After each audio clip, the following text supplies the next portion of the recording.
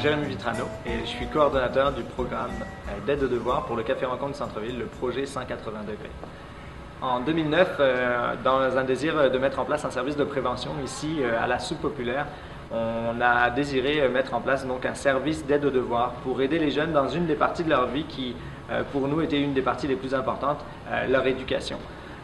En ayant pris un petit peu l'exemple de ce qui se faisait à la Maison des Enfants Saint-Roch, un organisme qui est vraiment collé au Café Rencontre du Centre-Ville, la Maison des Enfants Saint-Roch, eux, faisaient un service d'aide aux devoirs pour les jeunes de première année jusqu'à sixième année et les aider en partenariat avec l'école des Berges.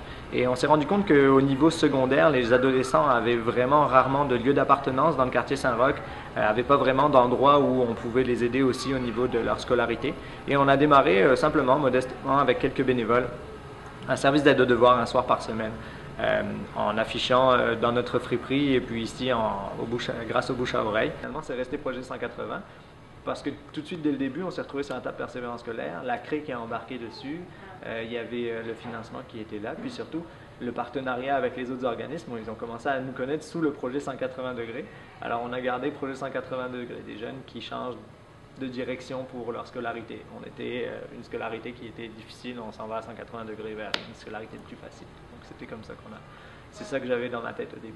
Alors, et on s'est retrouvé très rapidement avec un heureux problème d'une trentaine de jeunes inscrits par session qui venaient de différentes écoles du milieu et on a désiré mettre quelque chose de peut-être un petit peu plus structuré en place. Et depuis 2009, on opère du lundi jusqu'au jeudi, 4 soirs par semaine avec des intervenants ici, des bénévoles qualifiés, un service d'aide aux devoirs pour les jeunes de 6e année jusqu'à secondaire 5.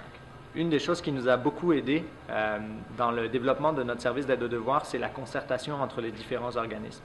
Très rapidement, après un an d'opération, on a été invité à se joindre à une table qui s'appelait table persévérance scolaire, une table de concertation avec plusieurs acteurs importants du milieu au niveau persévérance scolaire. Il y avait des directions d'école, Cardinal Roy, des directions d'école aussi au primaire avec l'école des Berges et d'autres écoles aussi qui étaient présentes sur une base non régulière autour de la table.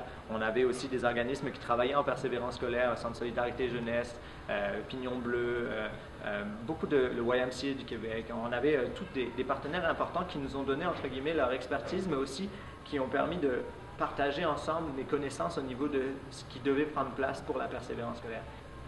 Au niveau des belles réussites qu'on a vues dans notre service d'aide aux devoirs, il faut comprendre qu'on travaille avec des jeunes qui sont souvent issus de milieux avec des problématiques.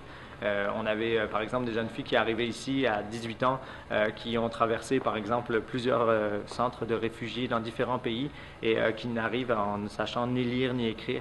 Et de pouvoir les accompagner dans les premiers pas de leur scolarité, dans la francisation, dans ce travail-là qui est d'intégrer un nouveau pays, une nouvelle culture et une nouvelle scolarité, c'est toujours un super de beau défi, mais en même temps très valorisant pour nos intervenants de pouvoir accompagner ces personnes-là dans leur cheminement. Plusieurs d'entre eux sont arrivés au bout. On en a à l'heure actuelle accompagné 5 jusqu'à l'obtention de leur diplôme secondaire 5.